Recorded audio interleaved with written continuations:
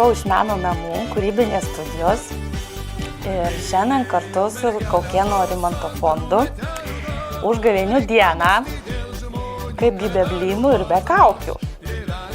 Visi smagiai jas gaminomės, klijavom, tapėm, įsivaizdavom, kokie mes čia esam personažai ir su skambia nata žiema, žiema, bėk iš kiemą. Aš galvoju, kad liga, liga, bėk iš kiemą. Visiems sveikatos, džiaugsmo, daug blynų, lašinių ir džiaugsmo.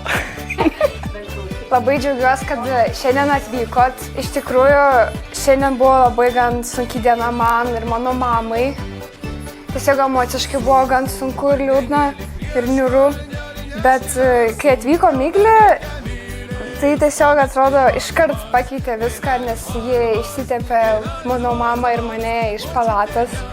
Ir aš tikrai labai džiaugiausi, kad aš galiu atitrūkti nuo palatos, nuo viso tos kasdienybės visos ir tiesiog daryti tai, ką labiausiai mėgstu, nes negalėjau to daryti, nes emocijos gal neleido to daryti, nenorėjau daryti. O va šiandien širdis labai šaukė ir labai norėjo kažką padaryti. Tai užgavėnių progą padariau tokią kaukę.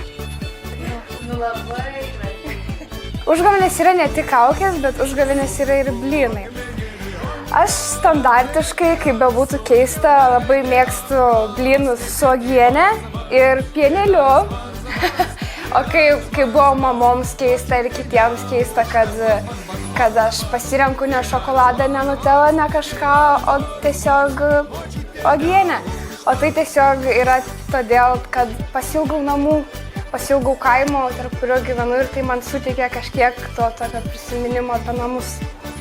Didelis ačiū koncerto už pergalę gyventi metu aukojusiems žmonėms.